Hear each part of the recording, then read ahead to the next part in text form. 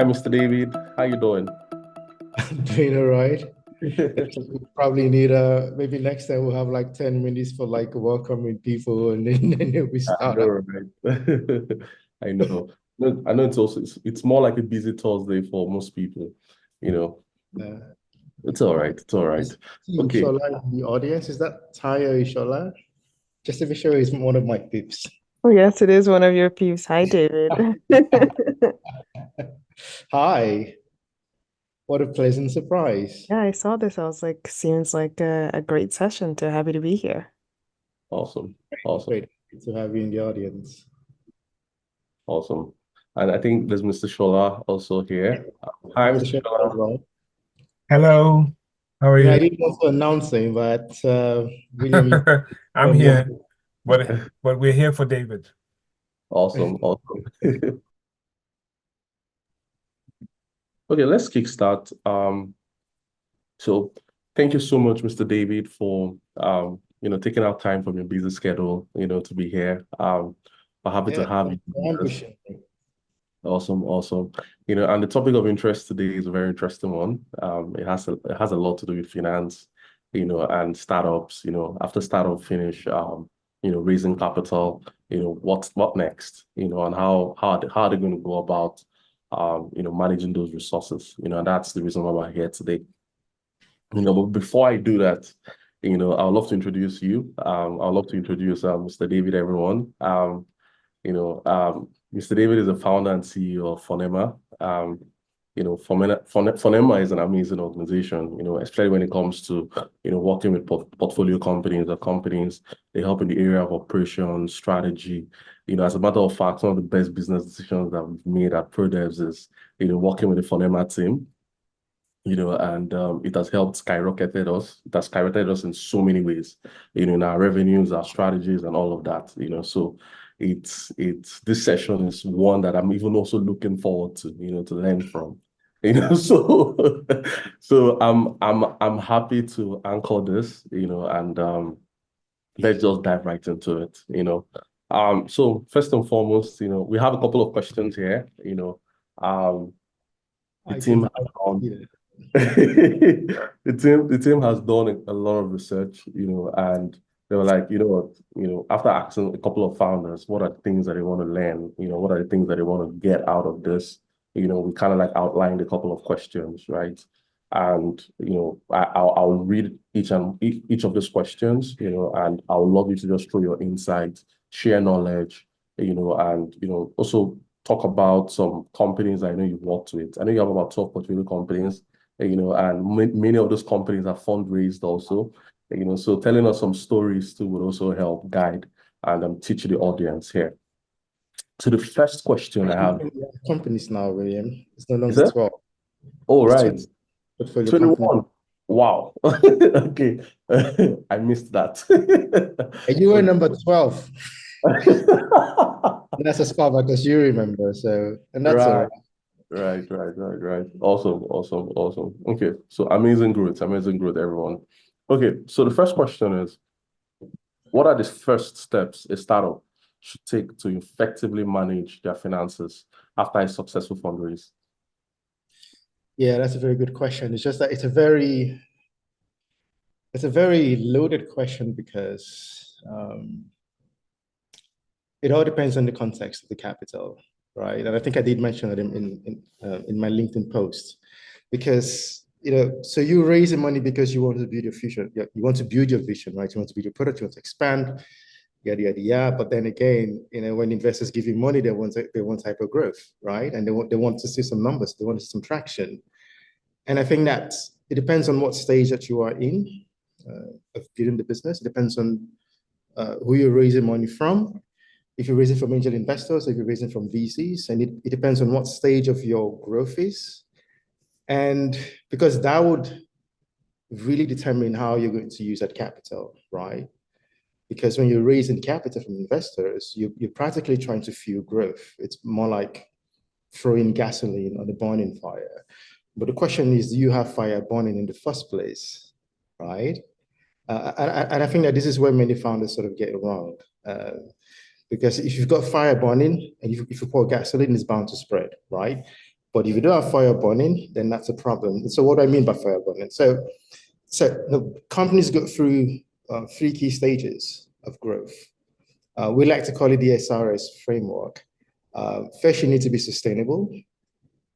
And then you need to have repeatable success in a way that is almost predictable. And then after that, you need to have scalable success, right? Now, the entire pre-seed stage, angel to pre-seed stage, is about getting to sustainability, right? And then your seed stage is about having repeatable and predictable success. And then from your Series A upward is when now you're trying to scale. So that's basic, and that's why it's called growth capital, or later stage capital, venture stage investments. So who you raise money from will determine what you need to focus on. And when you also raise money, determines on what you have to focus on. Because if you're still in the pre-seed stage, you're really just trying to figure out the product. You're trying to achieve, problem solution fit in the first place, right? So if you're spending a lot of money hiring a lot of people, that's a bad investment choice as a founder, right? Because it means that you have a lot of expenses on your payroll, on your balance sheets that you can't exactly sustain because you don't even know if you have a market in the first place. So in getting to sustainability, what you should be worried about is, do we really understand the problem? Do we have the right solution for this problem? Do we understand what the customer really wants? And do we have the right resources to build a product that actually works, right? So, I mean, if I'm a founder raising at the angel stage or pre-seed stage, I really wouldn't raise a lot of capital. I'll raise just enough if I actually need to raise money in the first place. Because I always believe that your first investor, apart from you, the founder, but your first investor should be your customer, right? Because your customer should pretty much finance your first year of operations. It's the cheapest form of capital in the first place. And you don't have, I mean, it's not, you're not under undue pressure to grow and to prove to investors that they made a good choice when they invested in you. So that can be very, very toxic, especially when you're still trying to figure out the market. Because especially here in Africa, right, we have a lot of challenges that we need to face as entrepreneurs, or that we face when building our businesses. You're trying to understand distribution because the market is heavily fragmented. So getting your product into the hands of the customers is a big problem. You're trying to understand acquisition, the right platforms, both online and offline. So that already is a problem, right? So if you raise pre-seed funding, and there's a lot of capital, and you've gone through a lot of dilution, and if you raise from an investor that maybe, depending on the size of their fund, they need a certain form of return on their investment, and they need that within a certain timeline, say 5 to 7 years. So the average fund life is about 10 years. And even when you raise, it also depends on the time of the fund life that you also raise as well. So if you're raising from an investor that is towards the midpoint of their fund life, then it means that you've got less than 10 years to generate returns, right? If you're lucky enough to raise when they just close their fund, then you have at least 7 to 10 years. And some investors might be happy to wait much longer. It depends on how they are managing their LPs. So, but we don't need to worry about that for now. So if I'm raising at the pre-seed stage, I would worry about, founders should really worry about understanding the product, understanding the customer, understanding the problem to build the right product, and investing in that area, deploying the right capital. Now, there are ways that you can actually save money, at the pre-seed stage. And I think that getting a very strong co-founder would really help. And identifying areas that you have lapse in your strength and knowledge, or in your competency rather, and then finding co-founders that can complement you. So, for example, if you're not a very strong technical founder, if you're just purely a business head, then you can find a co-founder who can bring in the technical resources. So you don't have to really worry about, investing in hiring a larger engineering team, but that can be quite expensive. So saving costs is very key, because You have to worry about three things once you're done raising funds. You have to worry about, of course, cash in the bank because you're burning cash every day. You have to worry about how much cash you're burning monthly. You have to worry about cash coming into the business. So that's three key lines of cash flow that you have to manage, right?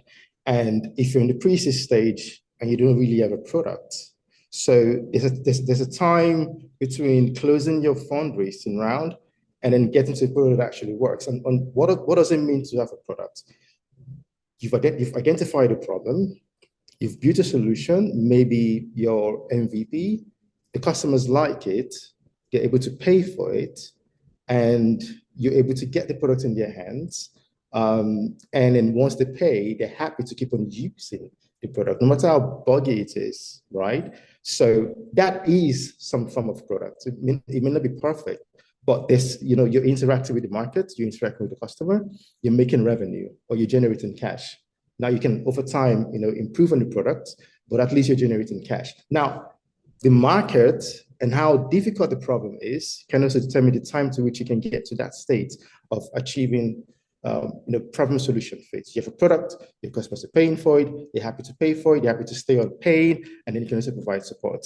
Now, if it's a difficult market and you've raised a pre-seed round that will take about a year, maybe you finance like a year's worth of runway.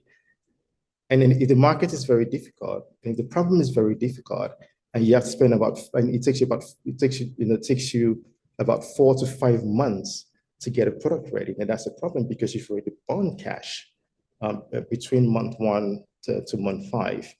So, I would like to advise founders to at the pre-seed stage, take your time, understand the market, build something that works. It doesn't have to be a very sophisticated product. It can be very low budget. It can be like using no-code tools, save money. Don't raise capital too early. Have something that works so that you can have a fairly predictable growth path for the business. So that when you raise capital, then you're basically deploying capital to solve, not just to solve problems, but to amplify, to scale pathways that you've already identified that actually works. Now, what do I mean by that? So let's imagine that you're starting out and you've spent the first 5 months building an MVP. You've tested it, you've taken it to the market, you've interacted with the customer. It makes sense. They're willing to pay you some form of money. Even if your ideal price point is, let's just say, for example, $100. But then because you have a very low version of the product, you're willing to take $10 for it. That's some level of interaction. It doesn't have to be a fantastic profit margin, but you just want to prove that customers are willing to pay for this product. Now, once you have that in the market, you've defined the process of acquiring customers, of identifying the ideal customer, and you have a process of retaining the customer. And then you also have an idea around the operations of running the business. You know exactly what to do in terms of managing your team. Maybe it's just you and the co-founder, or even if it's just you, because you yourself are the first. You're kind of like the first team, holding up the organization. So your time management is actually quite key. How you manage your time, how much time you can dedicate to the business, goes into running the company. And based on how much time you spend in running the company, you can also have an idea of, if you were to multiply yourself by 2 or 3, you can increase your productivity by X%. And that can also increase your bottom line by X%. So if you're to deploy capital into increasing your operational capacity, if you deploy, say, $10,000 into hiring 3 or 4 more people, you can easily tell that it's going to increase your bottom line in terms of revenue potential, or in terms of your how you bring in customers, or how quickly you can take the product to market, or how quickly you can develop the product by X%, and that can give you some fair level of growth. So so it's easy. It's much better to start with understanding the dynamics around your business, right? And once you have that understanding, and then you raise capital, it's much more easier managing the capital afterwards, because you know exactly what decisions to make after you raise. after you raise funding. Whether it's pre-seed stage or seed stage, you just know exactly what's it. But I would like to focus on pre-seed stage for now, and then we can move on to seed much later on. So, because I know that most of the founders that I interact with are in the pre-seed level or pre-seed stage companies. If you have an understanding of the business model, and you have an understanding of the customers that you are interacting with, and then when you raise capital, it's much more easier to determine what to invest capital in. Because I see founders making mistakes around, for example, hiring people. When founders raise money, maybe they close their pre-seed round, they tend to go on a hiring spree, right? Most of the time. I mean, it's nice. I understand, when you're a founder and you've been in the company for a long time, and you've been the only one behind the scenes in the front line getting things done. Once you have a bit of capital, you really just want to expand and scale. But if you're scaling your operational capacity, but you have no idea how the market, you have no understanding of the market, you have no understanding of distribution, you have no understanding of the right pricing point, then that's poor capital management. Do you get me? It's very poor capital management. Because I really want to press in on the context behind the business and also behind the capital before then going into financial metrics, because I see that you can read about a lot of metrics online, which is great. Burn rates, acquisition costs, yada, yada, yada. But if you don't understand the psychology behind the metrics and when to apply the right metric, then that can be a problem. So if I'm to take a position and give founders advice, I would say, understand the business, first of all. Let the first year be like a learning experience for you, right? You try to understand the market, the problem, the customer, the best way to go to market, what can work, what may not work. Run experiments a lot. It doesn't have to be a full-scale campaign. It doesn't have to be a campaign of trying to get about 1,000 subscribers or 1,000 customers or 1,000 clients. You can start with 10, right? Use that as data to inform your next decision. Now, if you've got very clear assumptions that you've sort of proven around the problem, around what you're building, around how the market is going to interact with the product or your idea of the product, you know that if you're to raise about $100,000, you can easily deploy 10% towards achieving this, maybe $10,000 in expanding your team by hiring 2 more people, because you know that from interacting with the market, maybe the best route to market is by having a sales-led growth as opposed to a product-led growth approach, right? And you know that with just 2 more people, driving your sales campaign, you can get to your first key milestone of growth, which could be about 1,000 customers, to prove some sort of validation that people really need this product. Do you get what I mean? And then, but you can't exactly, you can't know that without spending time in the market. Understanding the market, understanding what customers need, and knowing the best route to market. I've seen pitch decks where the go-to-market strategy is not really highlighting goals that are driven by research and feedback. Insights from interacting with the market. For example, it's just more like, okay, we're going to, first 3 months, we want to run ads on LinkedIn, we want to run ads on Google, we're going to have an SEO strategy, but it's not exactly showing an understanding of the market. I would like, it would be nice to see data like, we've tried LinkedIn, we've run some experiments on LinkedIn or some experiments on Google Ads, and we've seen that the conversion rates of our campaigns are X%, and we can see that if we deploy capital, this amount of capital, we can increase our conversion rates by this much. Hence, we're going to X% of our user funds will go into LinkedIn because it has been the best, the best conversion channel, and we can hit some growth milestones much more faster in the next 3 months. And knowing when to deploy capital is also quite key, because that can be a very good way to extend your runway. So what I mean by that is delaying your burn as much as possible. So you raise about $100,000, right?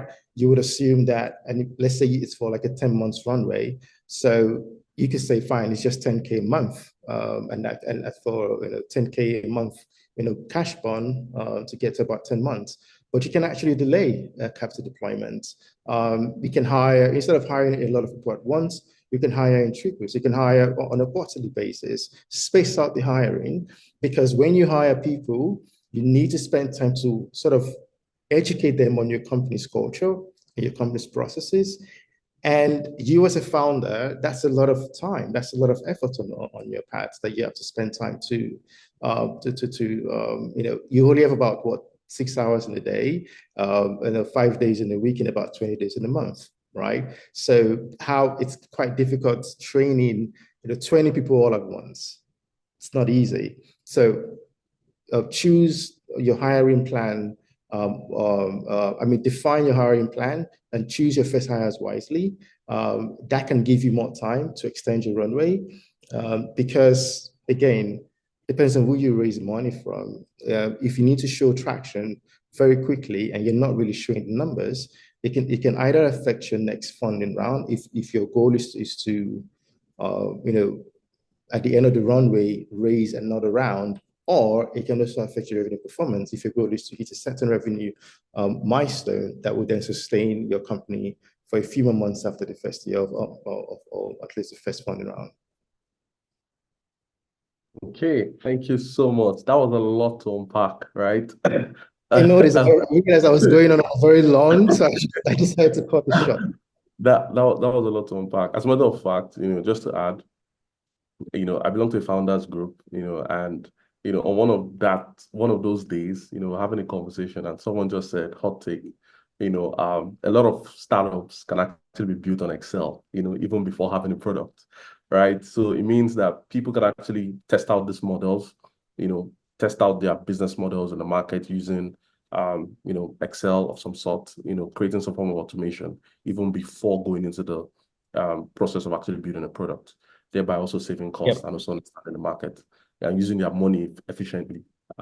So a company can actually evolve via. So you can start a company as a service, right? I tend to love working with SMEs, first of all. In fact, most of the businesses that we tend to invest in for them are SMEs. We just sort of love it. So because you can start as a service business where you're offering, it's not exactly scalable, but that's okay.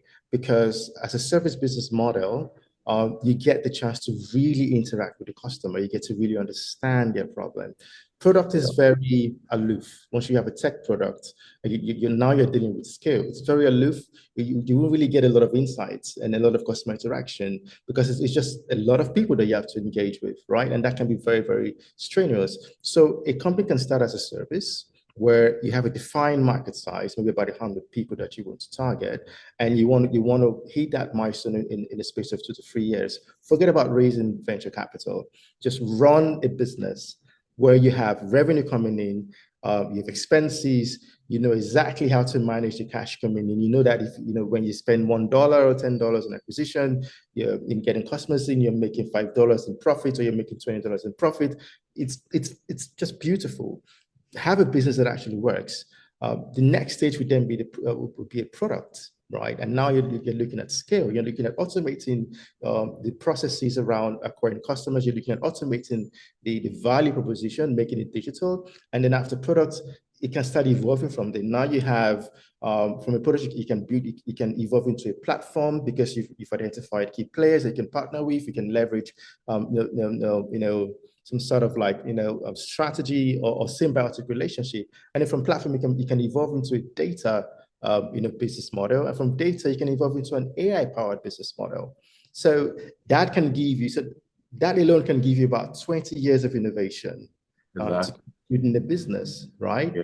Now, I know that founders are driven by, well, and I wouldn't exactly blame us. We've been sort of misled by this whole VC hype. It's just a lot of VC hype out there, and we just believe that if I don't raise VC funding, I can't build a business, and that's not true. It's that we forget that the entire VC culture started in Silicon Valley, and the West was already kind of advanced and developed, right? And tech business models was just a way of of leveraging existing systems and existing models by automation and bringing efficiency and bringing scale. But here in Africa, we don't really have that. We have to build our markets here, you know. You have to build your own infrastructure here, you know. So I would really advise founders, take time, start a business, you know, build it, understand the market.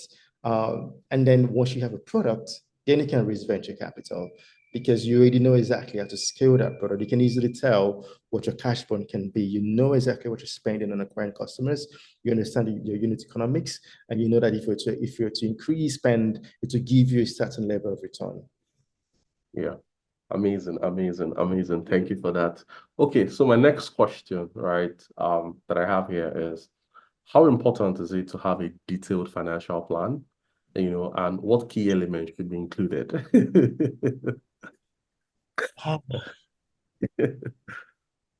that depends. So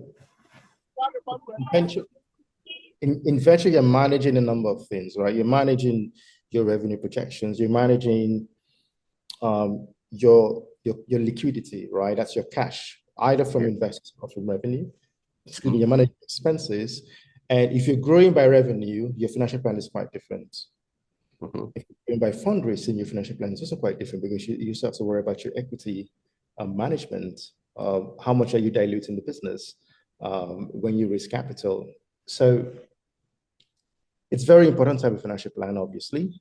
But it depends on the stage. At the very early stage, you know, from idea to angel to pre-seed, it all depends. It's so funny because I was just about saying that it's not very necessary. It's not going to break your company to have a very detailed financial plan because your model will always change. When you go to the market and you interact with the market, you find yourself changing your assumptions many times. You have this, you know, at the pre-seed stage, you have a monthly cadence towards, you know, setting goals, achieving goals, or not achieving those goals, and going back to your business model to make a few changes, and then going back to the market, right? You're going through a lot of iterations at the pre-seed stage.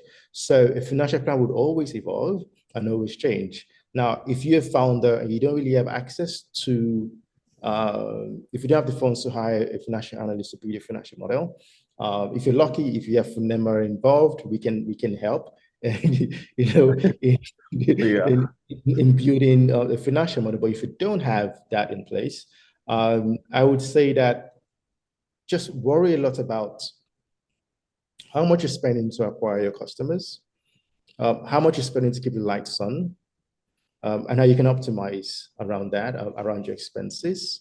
Worry about the runway because you're basically competing against time, right?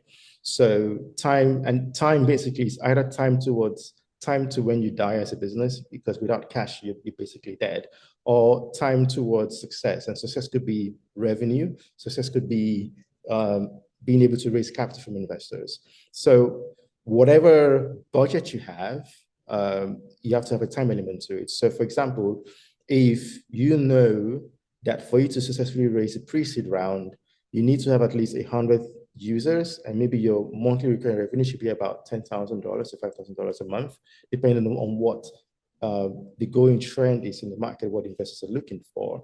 And you're starting from point zero, or, you know, I should, if I'm to move in line of the question that you, the theme or the topic of this webinar, which is what should you do after fundraising?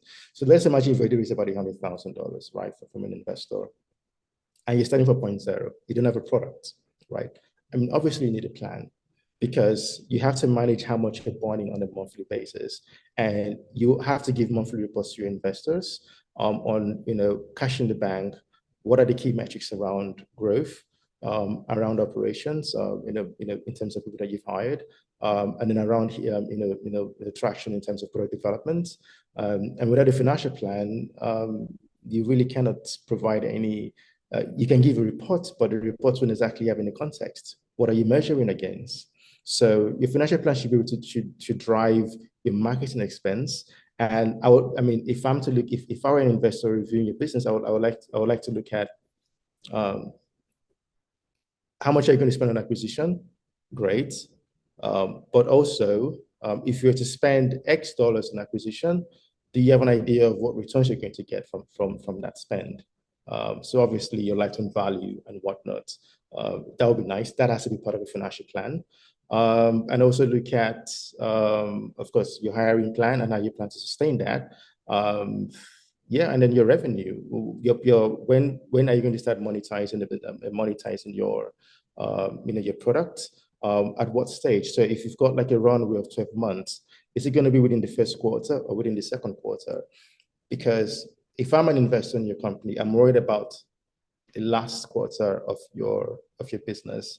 And if you run out of cash, then that's a problem, because there are two things really. If I have reserves to do a follow-on to do a follow-on investment in your next fundraising round, I would like to see some traction to show that there's growth in your business, right? And then that growth has to mean that there's going to be a valuation growth, because it's if you are coming back after 1 year and there's no growth, and there's no growth in your valuation, and that's a problem, because it means that the value of my investment has gone down, right? So, so having a financial plan is very key, because it will help you manage your cash burn. Maybe you might need more than 12 months, and if you have cash in the bank, you can extend your runway by a few more months. Plus, it can give you clarity on how to spend how to deploy your marketing budget to acquire customers. To give you clarity on the right price points to set. So to give you clarity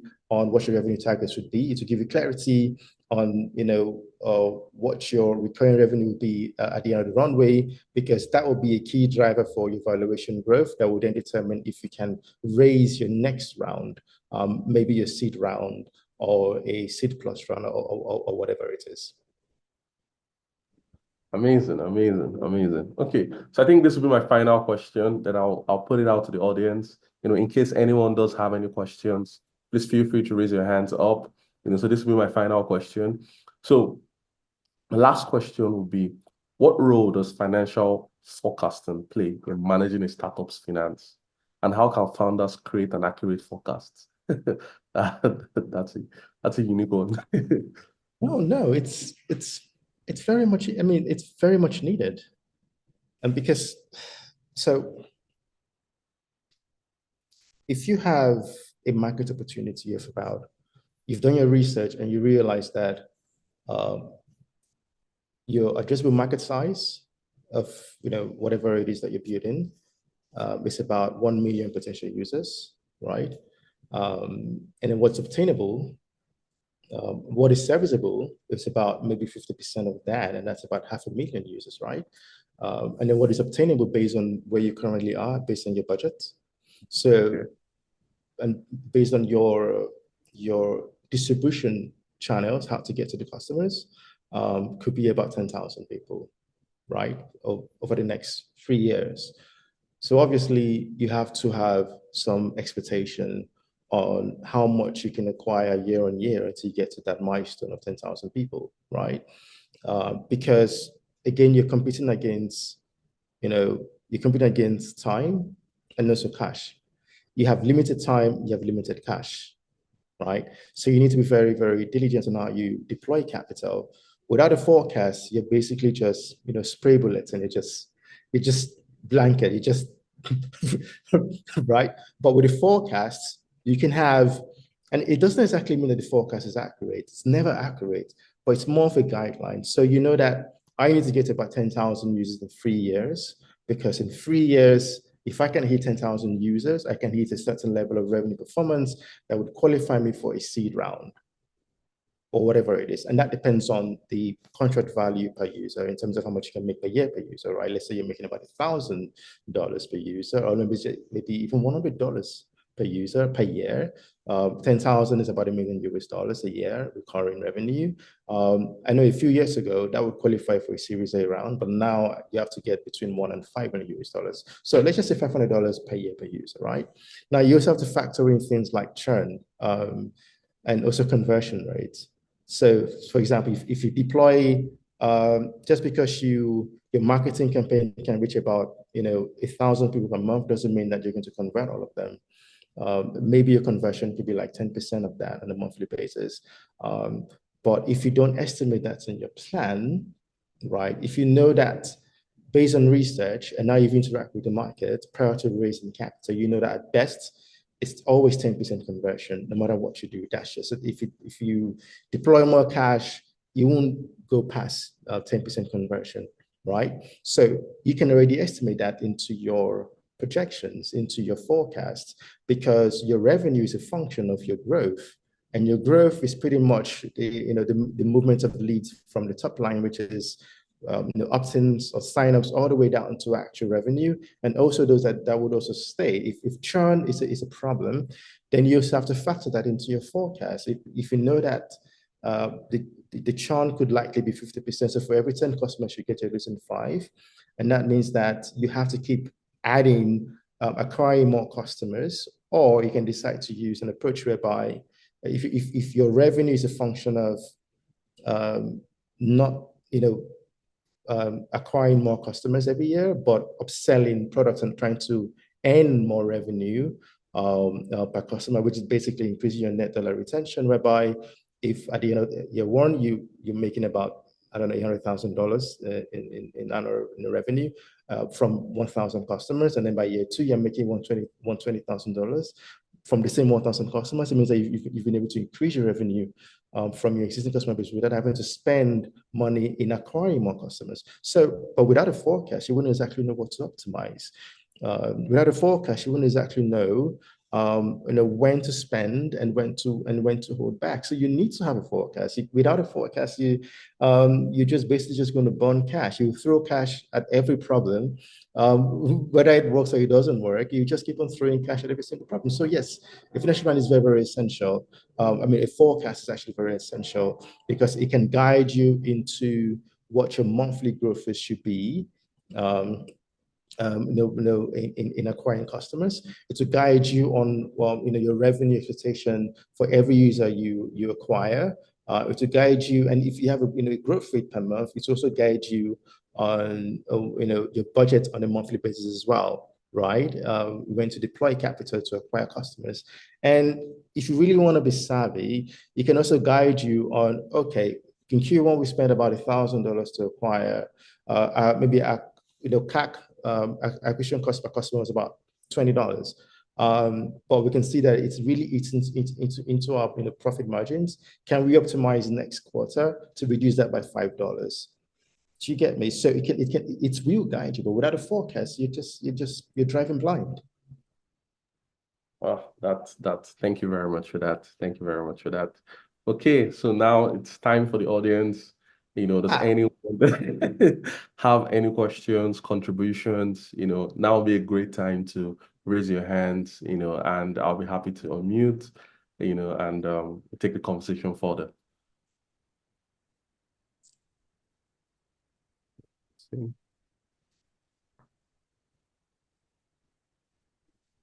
Okay. It seems, everyone got it all clean. Okay. Yeah, I think we have a question. So it says, without an accountant on your team or CFO, how do you prepare all those forecasts and budgets? Let's assume pre-fundraise. Okay. That's a very good question, because it is true. Because I'm speaking from my experience, and I'm not factoring the fact that not every founder out there has that exposure. You can use templates online, right? Okay.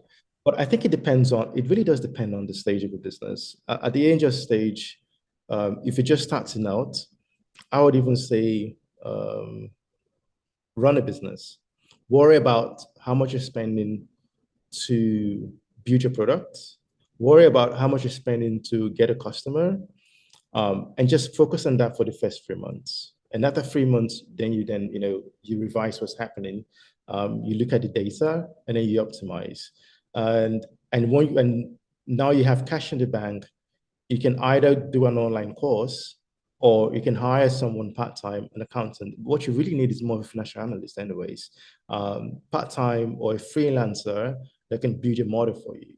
But if you're at point zero, You don't really have to worry so much about having a financial plan if you don't really understand it. But there's one for you not to do, and that is you're an entrepreneur, you've seen a problem, you can actually solve the problem, just that small. Get your first 10 customers, get your first customer, take that to 10 customers, get cash in the bank. And then you can save up money to hire a freelancer or buy a template online that can do these things for you. If you're lucky enough to get into accelerator programs, or you find a venture building partner, they can bring these resources to you and then save you all of that costs. And also, save you time as well. But if you're not lucky enough to access those opportunities, do it slow. Slow and steady eventually wins the race. Just build slow, because people will always buy pure water. People will always buy. You don't you don't need to. People will always buy something, right? So just have a product, take it to market, sell it, get your first few customers, make some cash, and then invest that cash in improving your knowledge. Because the more you improve your knowledge, the more you improve your business, or you hire a freelancer to do it for you.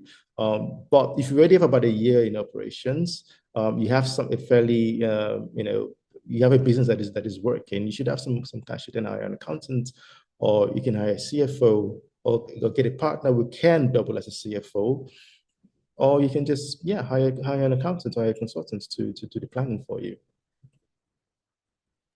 Thank you very much for that. Okay.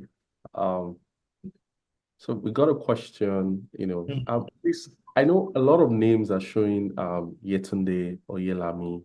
It would be great to add your name so that way I don't call you Yetunde. I think that's a bug. But I can see a question though. It's a very interesting question. So it's okay, that's Dominion. Okay. So Dominion is asking, how do you value a new company?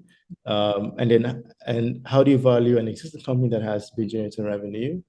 And then how do you value a consulting firm, as most VCs shy away from funding consulting firms? Yeah, that is very true. In fact, small businesses VCs shy away from, and it's understandable. And I'll explain that. I will explain why they do shy away from SMEs or consulting firms. So how do you value a new company? So you probably would have noticed that when it comes to early stage finance, if you're raising a pre-seed round or a seed round, it's always on convertible notes or safe agreements, right? And that is because a company really doesn't have historical performance. There's nothing in there. So what exactly are we valuing if we have no traction or no data on how much of generating revenue? Because we have different ways. We can use the VC method to value a company. You can use discounted cash flow to value a company as well. But discounted cash flow means that you basically discounting cash flows and you're discounting future projections. But if you have future projections without historical data to show that the growth rate makes sense, then it's all a pie in the sky. So it's quite tricky valuing tech startups, at least early stage tech startups. So what we tend to do for a new company is to use the median range of valuations of that stage most of the time. It's only later on, maybe if you're getting close to your seed plus Series A, then we can use actual data in terms of their EBITDA performance or top sales, and then do a multiple based on the industry multiple. For example, it could be 10x to their top line revenue, maybe EV to enterprise to EV to sales multiple, or EBITDA to sales multiple, depending on what business model and the company is. But for a new company, if you're in tech, it's going to have to be what's the going rate, and a lot of factors can come into play. If you so happen to have like an AI product, so there's also a FOMO element as well, right? Because that's where the funding is going. You can decide to come with an AI idea, and your company can be worth $1 billion from day one. It's unfortunately it's just like a push and pull in terms of the market forces. If demand is high, then of course people are willing to pay a premium for it. But if the demand is not high, then you're at the mercy of what the data is showing. So for angel to pre-seed stages, it depends. It's between about $1 million to about $5 million, right? That's the range. And you can fall at the low end of that if you don't really have a lot of traction to show. And maybe if the founding team is not exactly very strong, if you're a solo founder, you don't really have a lot of experience, or you're not like an tech founder. If you're first time founder, all of these elements can affect what value VCs will place in your business, because when VCs invest in very early stage companies, they know that there's no data to really validate whatever number you can put in your company. So they look at things like, what's the market size? They look at things like, if you have a strong team to really capture the opportunity. They will look at things like, how proprietary is your technology and what you're trying to solve. And based on these factors, they will weigh that against the going market trend, and it's bound to be a negotiation. You can raise at 10 million at the angel pre-seed stage. You can raise at 5 million, but if you don't really have a lot of factors going for you, can raise at $1 million US, and you just have to just take it and then work with it. But for an existing company, revenue will go into play, and I would say towards the seed or Series A stage, then they will apply discounted cash flow plus an EV to a multiple. It could be 5x multiplied by your EBITDA, or 10x, depending on what the industry multiple is for that particular sector. That will be factored into your valuation. And for a consulting firm, it's actually it's not easy raising. Well, it depends on the stage of the consulting firm. It depends on how big are you? How long have you been in business? What kind of smart strategies have you been able to employ in terms of franchising? Because if you can grow horizontally by having branches in different countries, and each branch in each country is really expanding, it's not exactly a tech business, but you can raise money from private equity companies that might come in, buy like half of your company, find ways to optimize your operations, and then sell it later on if you're willing to sell the business. But VCs will shy away from consulting firms because VCs is a numbers game. It's pretty much about power law, and this is about really optimizing scale. So the average VC fund, depending on what stage, and you're looking at a fund size of about $500 million, or let's say $100 million US. And VCs are promising their investors that they're going to return 3x the fund size.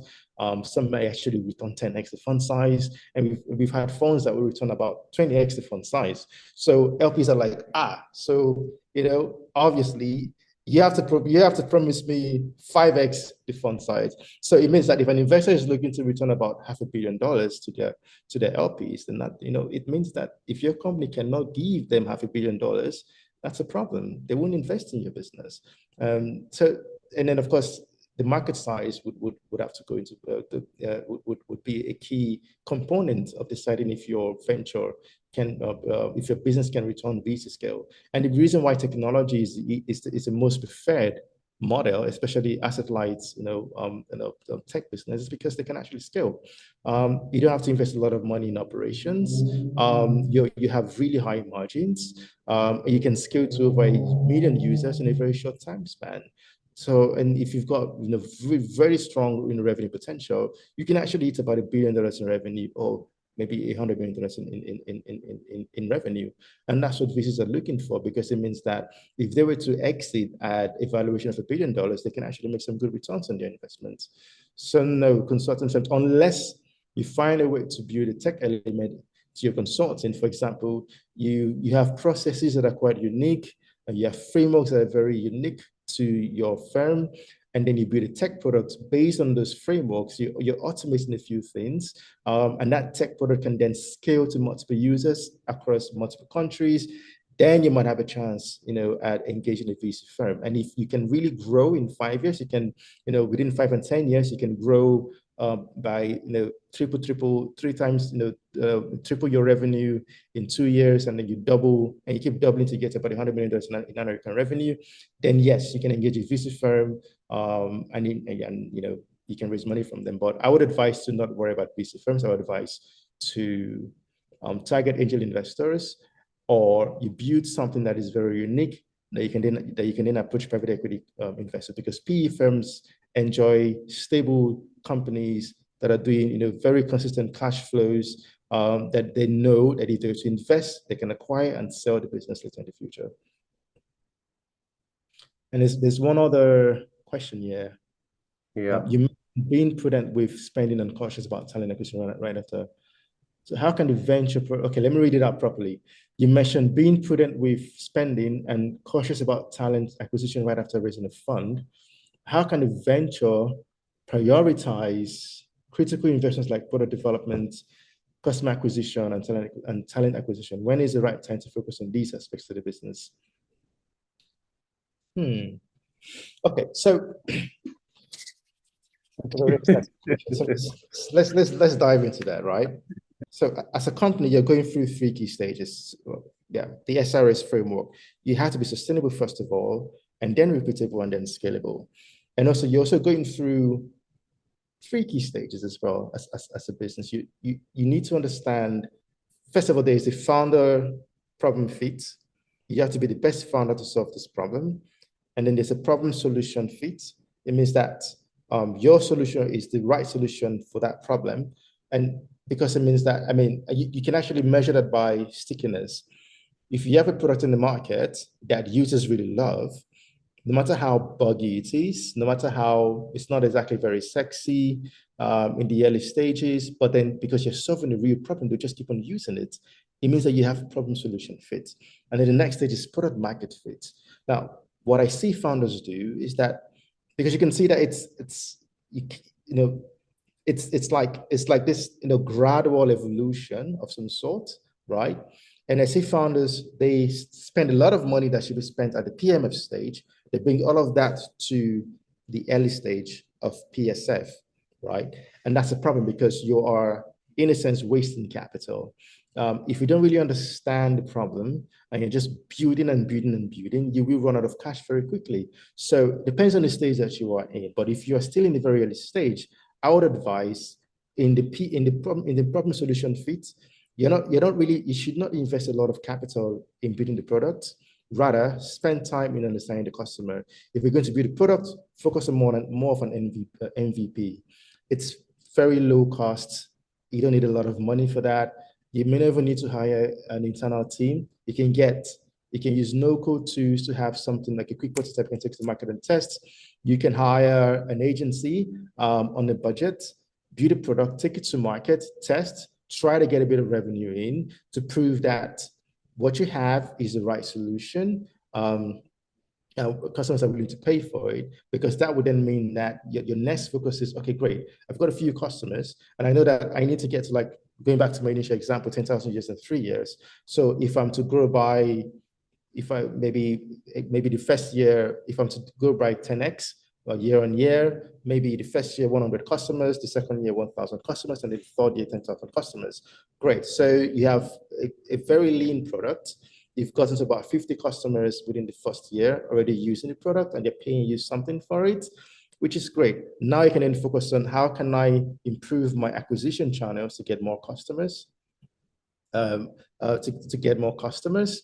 How can I improve my pricing strategy to improve my margins? And then what do I need to worry about in terms of the product development? So because your first version will not be the most sexiest version, and you can decide to start identifying things to improve, fixing bugs, but that's the early stage. Now, when you get to that stage, now you need to start hiring more people, right? Now, so once you've achieved the problem solution fit, now you're worrying about, okay, what indications can I start? How can I get to PMF, which is product market fit, which means that you have a product that is the right fit for the market, and it can also scale in terms of demand size, distribution, and there's a much more bigger demand, right? And also in terms of speed of growth. Now, once you're done let's say the first year you get 50 customers, and then luckily you're able to get about 100 customers in the first year. Now in the second year, you want to grow that by 10x to by 1,000 customers. Now you're worried about increasing your marketing spend. You're worried about the best way to take your product to market. You're worried about the right acquisition channels. You're worried about, and that means you have to hire more marketing people. If your product is going to leverage, product-led growth, then it means that now you're worried about, okay, how can I scale my engineering team to build the right, to support the right kind of features, or to build the right kind of features that can bring virality towards towards my growth. But if your product is more of like a heavy business development driven product, so that's more of like sales-led growth, you need to now start scaling your sales team. And that depends as well, because salespeople, it depends on what kind of industry you're in. If your product is very sophisticated and has a long sales cycle, and maybe it's kind of like enterprise-led sales, then it means that you need to hire the right salespeople with the right experience. You can't just hire some entry-level salesperson and you think you have a sales team. No, you don't, because they don't really understand the rules of engagement when it comes to dealing with enterprise businesses. So you have to worry about people with the right experience, and that can be quite expensive. So you can see that it does depend on the industry. But anyways, later on at the stage of getting to PMF, you're more worried about your acquisition and distribution, and also worried about expanding on your product to make it a bit more robust, to resolve the bugs, so that way you're, because in the early stage, you're probably going through a lot of churn because it's a buggy product. But after that, now you want to reduce churn as much as possible. So you're worried about hiring a dev ops team as well. Now, once you start seeing signs of PMF, in terms of growth rate, virality, stickiness, your acquisition is just, you're getting more customers in, you're getting customers in double digits on a monthly basis. Now you have a product that is ready to scale, and now you can then double down and invest properly in having in establishing a team, and you can also go to market. Go to the investors market and look for VCs to invest in the product. So at the problem solution fit, I won't really worry so much about building a heavy product. An MVP is fine. I really wouldn't worry so much about hiring a lot of people. But once you've proven that you have a solution that works, then you can slowly expand your team, but not a lot but not too much. It's only when you get to the early signs of PMF, which is product market fit, because you can see scale. You know that if you hire more people, there's enough business to sustain your team. There's enough business to sustain the operations. So then you can double down on hiring a lot of people, and also double down on spending in increasing your market spend, because you can see that your route to market is fairly predictable. So increasing your market spend would guarantee some level of returns, and also some level of returns on your investments. Okay, I think we'll take the last question. Thank you so much. There's one here. So we have two questions. Yeah. Okay. So I think this will be the last question. That's Notando's question will be the last one. Yeah. Okay, so you can go ahead. Okay, so how do you win the evaluation game when trying to get VC funding, and the North African markets aren't valued as high as European North? But you're confident in your product, customer, most important is your product. African is, yes, we honestly are the underdogs in the VC world, and that's the reality. So how do you win the valuation game? That's a very tricky question. So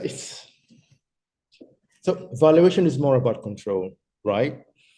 You want to retain as much control as possible in your company. So, I mean, that's the only reason why you want to raise that high valuation, so that you can, because the more control you give away to investors, the more you have to let go of your vision, right?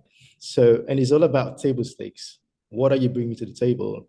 If your company is not exactly, if you don't have like a trending product that is kind of like hot in the market, like AI for now, a few years ago it was cryptocurrency and blockchain, now it's AI, it's just another bubble. So if you don't have that going for you, what do you do? I would say build, and I would even say it depends on which investor you're also focusing on, because so you have two kinds of investors out there. You have the heat-seeking investor, and you have the truffle hunters. And what I mean by that, the heat-seeking investor is an investor that doesn't exactly have a defined thesis, right? They are just looking for the next best thing to invest in. So you find them looking at the hottest deal, and they don't want to miss out on this deal. So these are the guys that will like tell you no today, but the moment you've announced that you've closed half of your fund, and they'll come back to you and say that, like, we want to get in, right? So these are the heat seekers. But the truffle hunters are investors who have an idea of how they believe the watch should be. They have a thesis and they're focused on that thesis, right? And so I would even say do your due diligence, first of all, because if you're speaking to an investor who is about solving a particular problem, try to research on how many funds have they been able to close? How many funds do they have? Is this their third fund, fourth fund, or first fund? And if they've been able to run more than one fund, try to look at the investments. Is the thesis still the same? For example, if it's a fintech investor, is it still the same? Are they worried about payment infrastructure? And if you look at all of the investments, is it still the same? Because such an investor will place a premium on what you're building. They will understand, because valuation is just more, it's an art than it's more of an art than a science, especially in the pre-seed stage, right? It all depends on the value the investor places on your business. And if you have something that is proprietary and is strong, and it's really going to solve a problem and the opportunities is big, if you approach a truffle hunter, investors that have a very strong thesis, they're trying to build something of value. These are the guys that can bring in deep sector expertise. You can pretty much leverage their ecosystem of portfolio or their portfolio companies to grow. You can leverage their resources in terms of networks.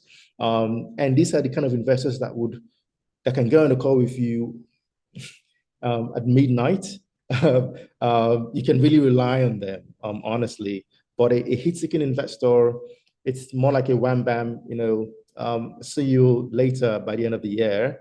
Write a check, and they can be very passive. So they really wouldn't add value. And when you're engaging those investors, it's more about, if your deal hot, I'll pay you premium. But if your deal is not hot, they don't really care. So they would likely want to bid down your valuation to get as much equity as they can, to protect their expected return. So it's choose the right investor, first of all. And when you have the right investor, then at least you have a better chance of getting the right valuation. And then it's more about control, because investors can, so having a financial plan is actually quite key, because if you want to raise at a high valuation, right, and you want to give away very little equity, some investors can actually say, yes, okay, fine, 10%, sure, okay. However, these are my own covenants in terms of liquidation preferences to protect themselves, and they can come with some clauses on the term sheet, on the agreement, that it really wouldn't matter if you got it at a high valuation. At the end of the day, they still have a heavy chunk of equity in terms of when you get to the final stage of returns, maybe an IPO or an acquisition, right? So I would say plan your journey properly. Know when you need to raise capital. Only raise capital when you have a predictable growth plan. You've got fire burning, and all you have to do is just pour gasoline to make the fire burn hotter.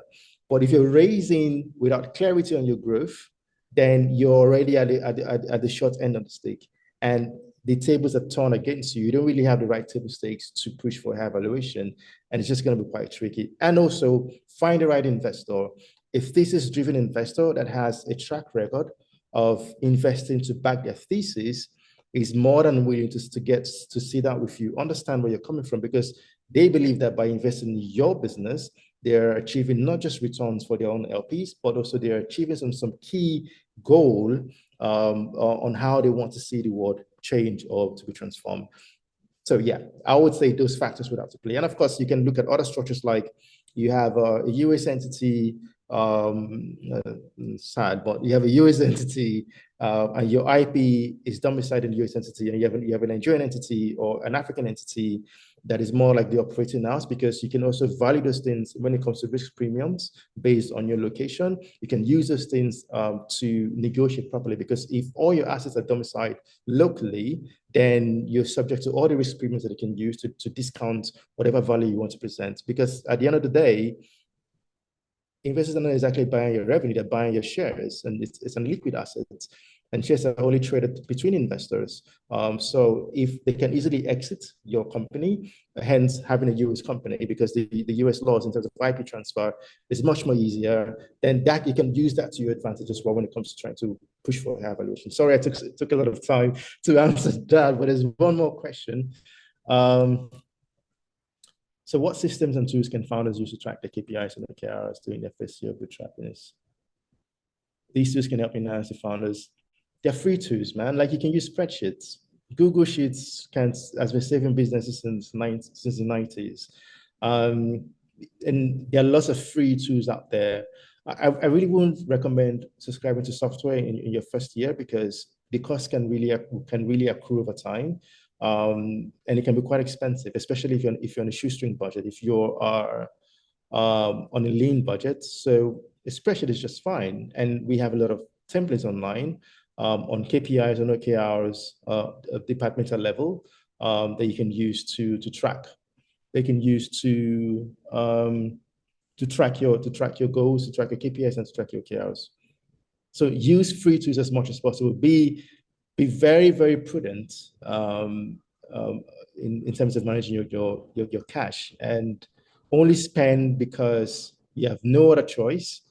But you know that by spending this amount, whatever you're spending, it's going to bring in growth, and that growth will ensure that you can either achieve raising more capital at the end of the runway, or you're achieving sustainable growth that can keep the business running, and also maybe drive expansion as well, if that's just on the table. Awesome. Thank you so much. We've exhausted the time for the session. I think we should have a part 2 of this.